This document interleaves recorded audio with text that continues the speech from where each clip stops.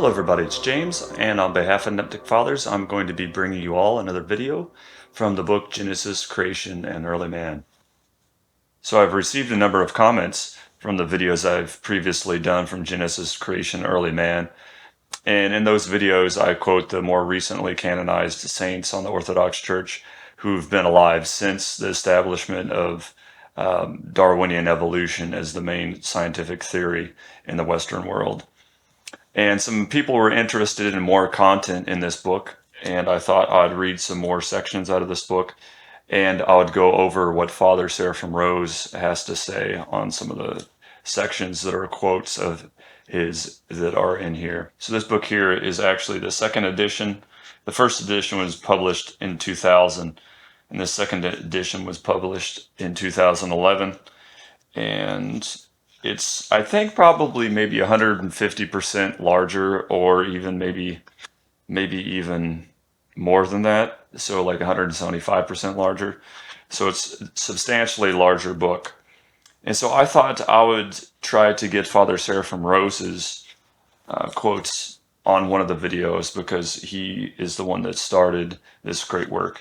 So this one here is also been, the second edition has been edited by Hieromonk Damascene, and a lot of stuff has been added to the content.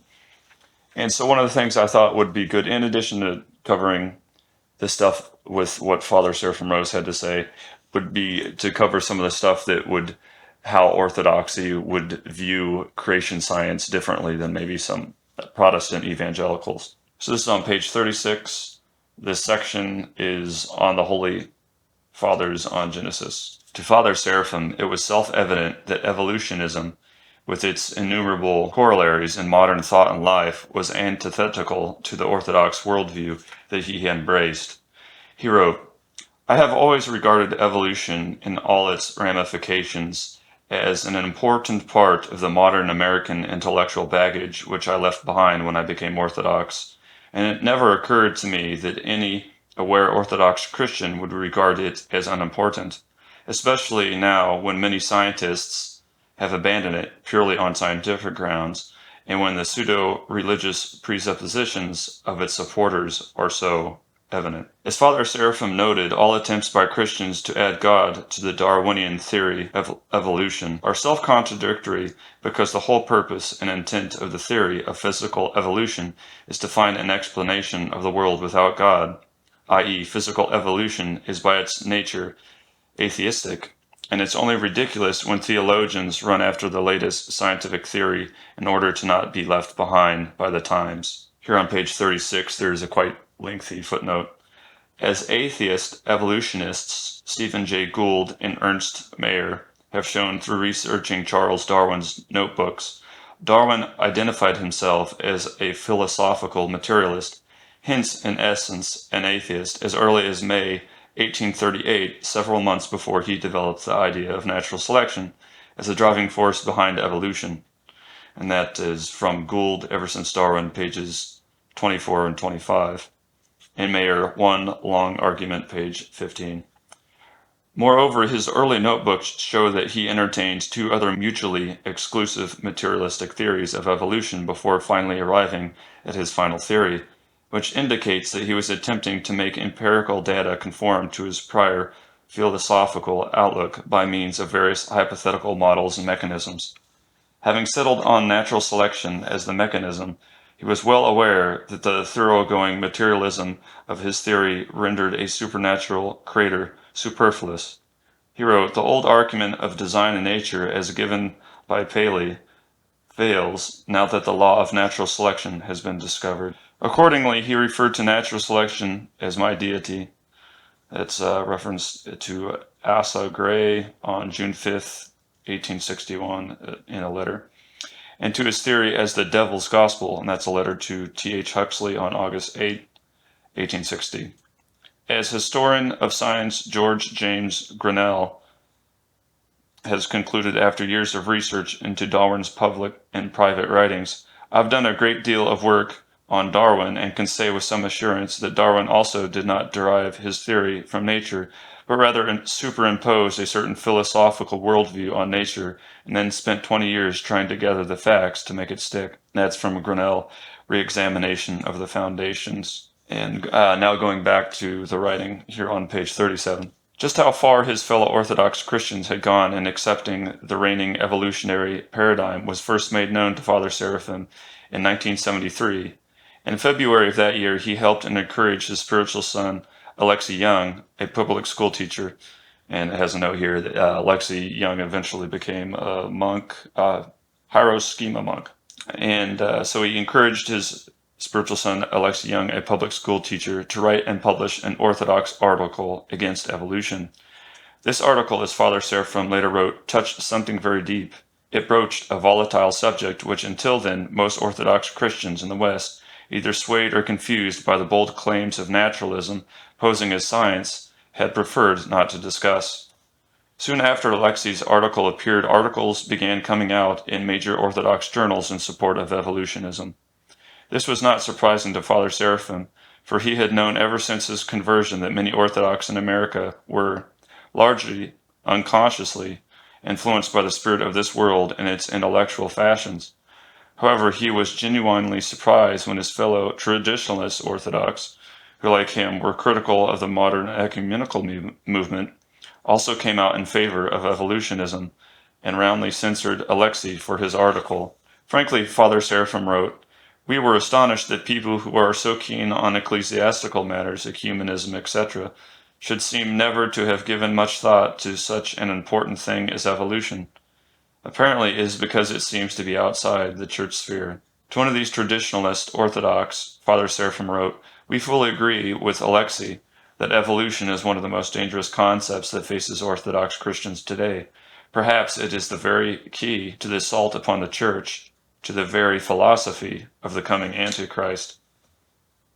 With this in mind, he encouraged Alexei to write a booklet on evolutionism. In the meantime, he made his own in-depth study of the teaching of the Holy Fathers regarding creation, the first created world, and the first created man. His starting point was the main Orthodox patristic commentaries on Genesis by Saints Basil, Ambrose, Ephraim the Syrian, and John Chrysostom, but he went well beyond these, drawing material from a wide range of patristic sources. Concurrently with his study of the Orthodox teaching on creation, Father Seraphim did extensive research into the teaching of evolution as a scientific theory.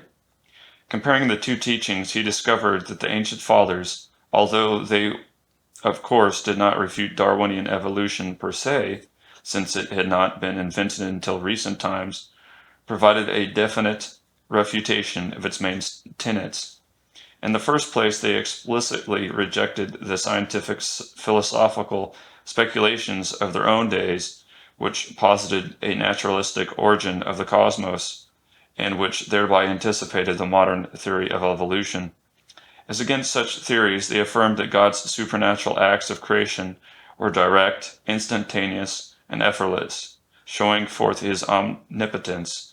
Secondly, they spoke at length on the distinction between the kinds of organisms, i.e. what's in Genesis 1, 11 and 12, and verses 20 through 21.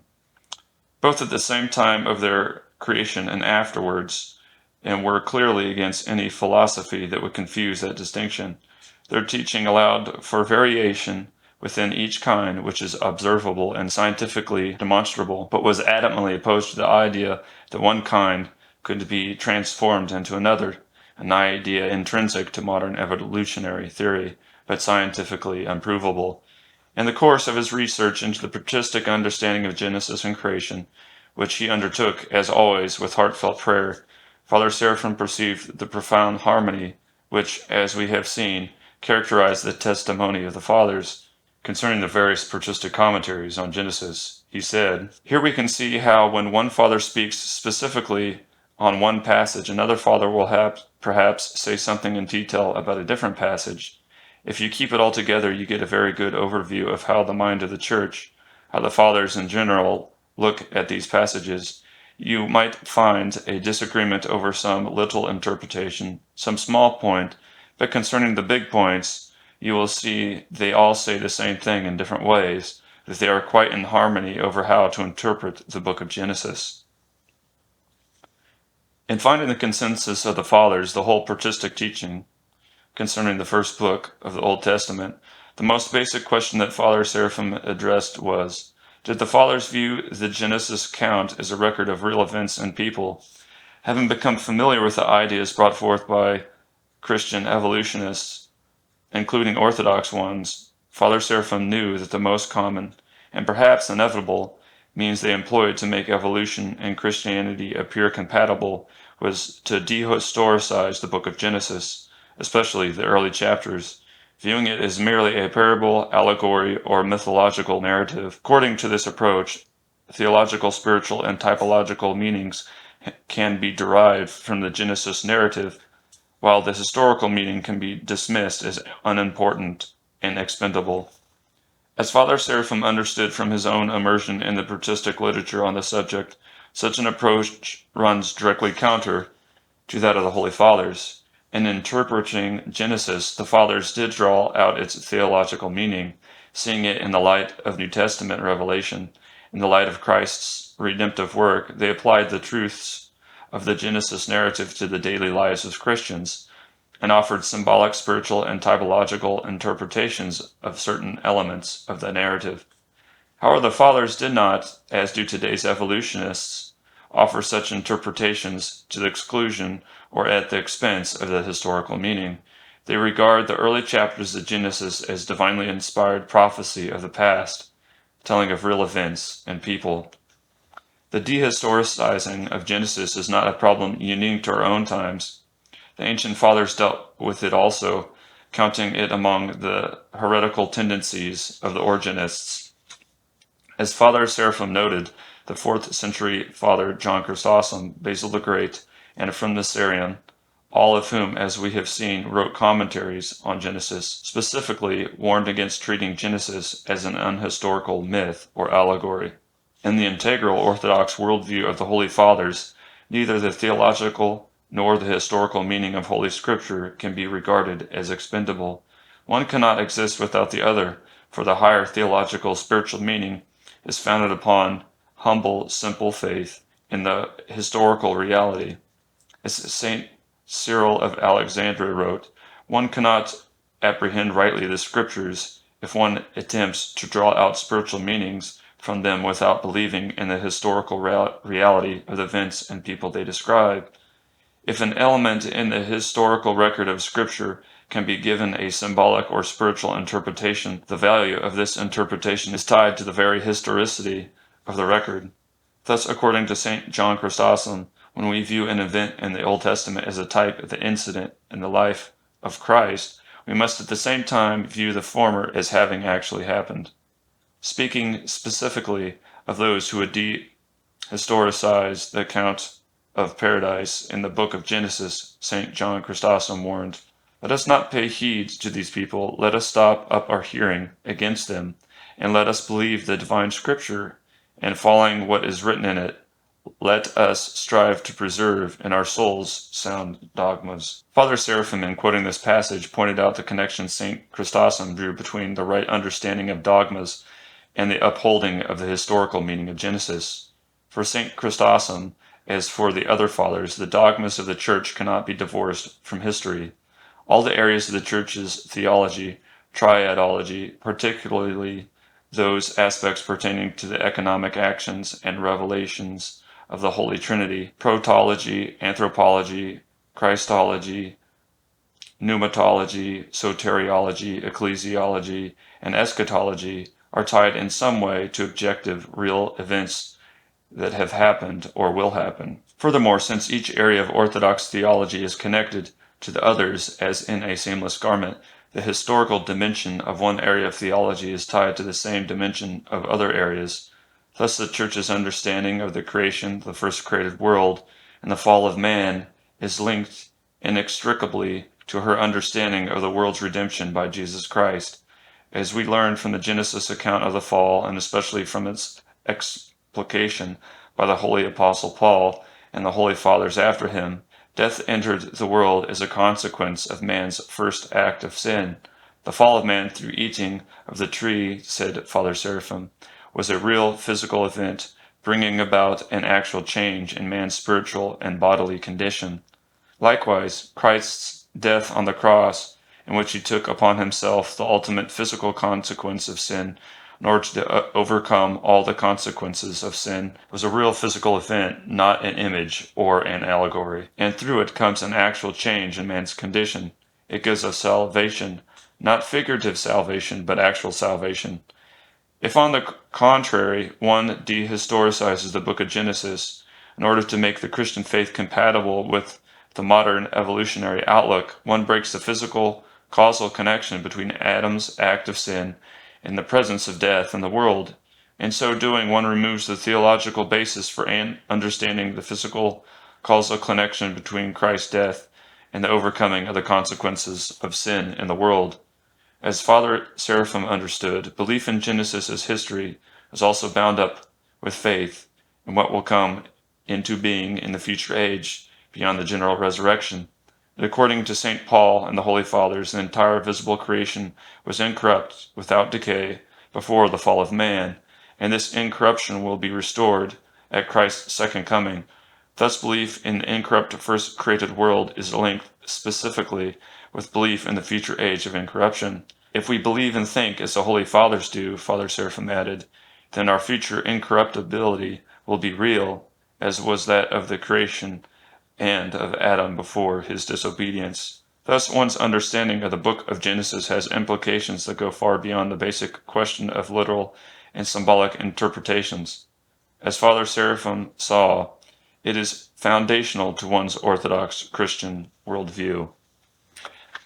So this is one section of some more sections that I'll be reading, so stay tuned and look out for those videos. And if you guys have any questions or comments, feel free to post them in the comments section. And also like, subscribe if you would. And until next time, this is James signing out.